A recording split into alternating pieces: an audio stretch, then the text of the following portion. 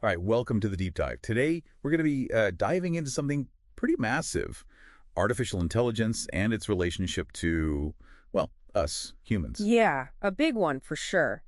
And we've got two really interesting sources to guide this deep dive. First up, AI, a mirror to human evolution and potential, which takes this kind of wide-angle lens look at the whole AI scene. And the second one, this is fascinating. It's called Antiqua et Nova, which, if my Latin serves me right, means like ancient and new. It's from the Vatican and goes deep, really deep into AI's human and ethical side, which, feels incredibly relevant right now. Oh yeah, definitely. So the mission here, for you listening, is to get you a clear picture of this complex relationship, pulling out those crucial ideas from these sources without, drowning in a sea of technical terms. Absolutely. For everyone out there who wants a solid grasp of this, without having to wade through pages and pages of dense writing, we're going to connect those dots between the sources, highlight some really thought-provoking stuff about AI and what it means to be human. Perfect. Let's jump in then. Right off the bat, that title, AI, a mirror to human evolution and potential, really grabbed me. It suggests that AI isn't just, code and algorithms, it's a reflection of our own intelligence. And maybe even more interesting, it shows us what we could be capable of, our potential, that we maybe haven't even tapped into yet. Yeah, that's a really powerful image, that mirror analogy. It is, and there's this quote in there from Drunvalo Melchizedek that just stayed with me. He says, "A civilization with advanced technology is not an indication of an advanced civilization. It's an indication of a civilization that's about to become advanced." So, our progress in AI could be a sign that we as humans are about to level up in a way. Almost like it's that idea that we're on the verge of something big. Yeah. Like we're taking parts of our intelligence and, I don't know, externalizing them, Yeah. projecting those capabilities onto AI that we haven't fully realized or accepted in ourselves yet. I mean, who knows what those capabilities could even be? Exactly. And that connects back to the Vatican document, Antiqua et Nova, where they state pretty directly that AI technology is designed to mimic, copy the human intelligence that created it. So it's literally like a mirror reflecting back at us the way we think, solve problems, all of that. Right. And it's not just about the ability to do things. It's about responsibility, too. There's this analogy in AI, a mirror from Mogadat, that really hit home for me. He compares our relationship with AI to, like, a parent and a teenager. And his point is, we got to teach AI morality, not just to protect ourselves, but to kind of force ourselves to, actually define and live out that morality as we, as a species, grow up alongside this technology. It's like that whole do as I say, not as I do thing doesn't really work with AI. We have to embody the values we want to see reflected back at us. Exactly. Okay, so if AI is this mirror, what is it showing us about intelligence itself? Hmm. How do these sources define intelligence, the artificial kind and the human kind? Where do they overlap? Where do they diverge? Well, Antiqua et Nova starts by going back to basics. They actually cite a definition from the 1956 Dartmouth workshop, where AI was first kind of coined as a field. John McCarthy, he said AI is all about making machines act in ways that, well, if a human did it, we'd call it intelligent. So it's pretty focused on the outcome, right? Can the machine do what we consider smart? Which is basically where we are now with what people call narrow AI, right? Systems that are amazing at specific things like translating languages or recognizing faces in a crowd. But then there's this whole other idea of artificial general intelligence, AGI, which would have the same kind of general smarts as a human, and then even super intelligence that surpasses human intelligence. Yeah, those are the big long-term goals. But what Antiqua et Nova really emphasizes is this core difference between how AI, especially in its machine learning form, operates and human intelligence. Our intelligence, they argue, is tied to, well, us as whole people, our thoughts, feelings, all our experiences, everything that makes us us.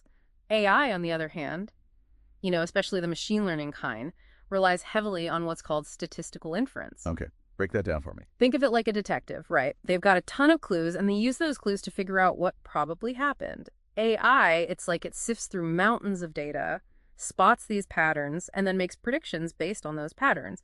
And it's incredibly good at it. But it's different from how humans logically deduce things, where we use reason to go from point A to point B. So AI can make predictions, super accurate ones, but it doesn't necessarily get the underlying, reasons why. Exactly. And that's where something like the Turing test comes in. That's the classic test. If a machine can carry on a conversation so well that you can't tell it's a machine, then it's intelligent. Right, right, I've heard of that. But Antiqua et Nova points out that test is very limited. It only looks at how well a machine can perform on a very specific intellectual task, like conversation. It doesn't even begin to touch on the vastness of human experience. Our abstract thoughts, our emotions, creativity, morality, even spirituality. It's like the Turing test checks what we can do, but not really who we are. Oh, so AI might get really, really good at certain things, but it doesn't have that same broad, rich experience of being human, of thinking and feeling and connecting with the world. Precisely. Like having a calculator that can solve incredibly complex equations, but it doesn't actually understand the math behind it. Perfect analogy. And to really dig into what sets human intelligence apart, Antiqua et Nova takes us on this really fascinating exploration of, like, the Christian viewpoint on intelligence. Yeah, this is where we get into some deeper philosophical waters. Definitely. So the document starts with this fundamental idea. Humans are created in the image of God. It's a big statement. Right? Huge implications. Yeah. And building on that, it delves into this concept of two aspects of intelligence. Based on St. Thomas Aquinas, he talked about intellectus, which is kind of like that immediate grasp of truth, that aha moment of understanding. Like intuition. Yeah, kind of. And then there's ratio, which is our ability to reason logically step by step. So it's not just about processing information, it's about deeper understanding. So intellectus is more like a gut feeling, a flash of insight, and ratio is that methodical, analytical side. Right. And the document stresses that in this Christian view, rationality isn't just about, our brains and logic. It covers all of our human capacities, our ability to know things, understand things, make choices, have desires, even our physical bodies play a role. It's all connected. It's a much more holistic picture of what it means to be rational. Absolutely. And then it brings in another really important piece, embodiment. The idea that our intelligence isn't like separate from our bodies. Exactly. Antiqua et Nova emphasizes that Christian thought sees humans as this unity of body and soul inseparable. And they make a really interesting link to the incarnation, the belief that God became human, which, in their view, shows how crucial our physical existence is. Right. So it's not just some abstract idea. Our ability to think, understand, all of that, it's all part of being embodied creatures. We learn and experience the world through our senses, through our bodies. Which actually makes a lot of sense when you think about it. It does. And then there's another layer to this Christian perspective on intelligence. The relational aspect. We're not just individuals, right? We're social beings. And our intelligence grows through interaction, through talking and collaborating with others. We learn from each other, we bounce ideas off each other, we challenge each other. Yeah. And Antiqua et Nova roots this idea in the Trinity, the Christian concept of God, as three persons in perfect relationship. They suggest that our own capacity for knowledge and love for connecting with others is kind of a reflection of that. That's a really interesting connection. Yeah. And all of this is tied to our relationship with truth. The document describes human intelligence as, and I'm quoting here, God's gift fashioned for the assimilation of truth. It's like that inherent drive we have to understand why things are the way they are, to go beyond just what we can see and touch. And it goes even deeper. It's not just about knowing facts. It's about understanding the deeper meaning of things. Antiqua et Nova emphasizes that human intelligence has this capacity to grasp reality itself, even though we'll never fully understand everything. There's this longing for truth that goes beyond the material world, ultimately pointing towards something bigger than ourselves, towards God. And we don't just sit back and contemplate truth, we're called to act on it, right? Yeah. The document talks about humans as stewards of the world, using our intelligence and skills to take care of creation.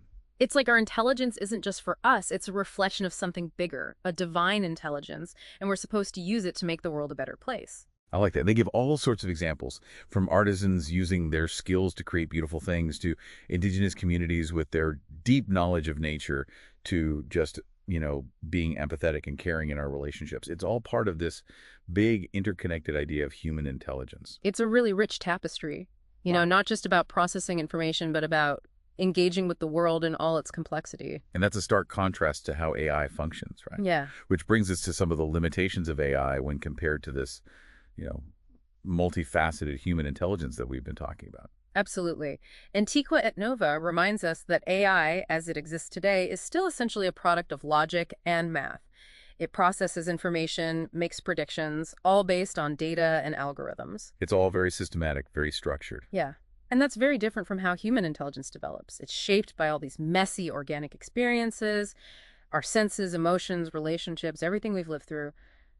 AI, even though it can crunch through mountains of data, it doesn't have that same kind of lived experience. It's missing that crucial embodied component that we were talking about earlier. Exactly. So while AI might get good at mimicking certain aspects of human thought, it doesn't have a body, it doesn't experience the world in the same way we do.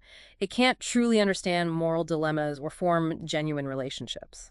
So there's a depth to human understanding, a depth rooted in our history, our shared experiences that AI just can't replicate. Precisely. And Antiqua et Nova cautions against this idea of valuing people solely based on what they can do, on their output, almost like machines. It reminds us that human dignity comes from something deeper, from being created in the image of God, as they put it. Which takes us to the ethical side of things, which is, I think, where a lot of people's minds go when they think about AI. And the Vatican document is very clear on this. It says that science and technology, these aren't neutral activities. They're human endeavors, and they have to be guided by ethics. And while technology has brought about a lot of good, Antiqua et Nova is particularly concerned with any applications of AI that could threaten human life or dignity.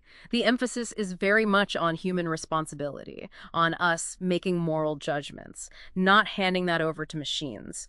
Because ultimately, the machines aren't the ones making choices. We are. And that's where it gets tricky. Yeah, the document talks about how important it is to set the right rules for AI systems to make sure they're aligned with what's good for humanity. And that's a responsibility for everyone, developers, users, regulators, all of us. It's a collective effort, for sure. Right, and that idea of relational intelligence comes up again here. Antiqua et Nova stresses how interconnected we all are and how important it is to work together, to think about the bigger picture as we navigate this rapidly changing technological landscape.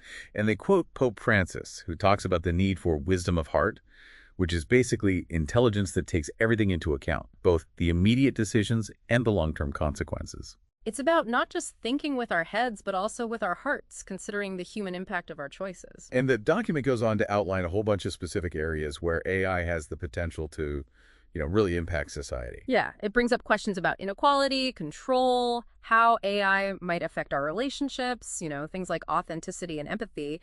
And then there are the economic concerns, like what happens if AI starts taking over jobs? What does that do to the value of human work? It also talks about AI in healthcare, about the risks of things becoming too impersonal or biased, and about education and how to balance using AI with fostering critical thinking skills in students.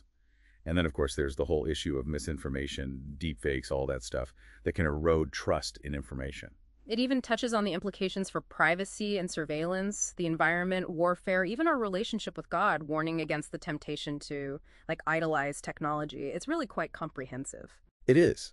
And while Antiqua et Nova goes into each of those areas in more detail, for our purposes today, I think it's important for everyone listening to just recognize these, key areas where we need to be having some serious ethical conversations as AI continues to develop. Absolutely. This isn't just a technological issue, it's a human issue. So, as we wrap up this deep dive, here's the core takeaway. AI, for all its amazing capabilities, is ultimately a reflection and a product of human intelligence.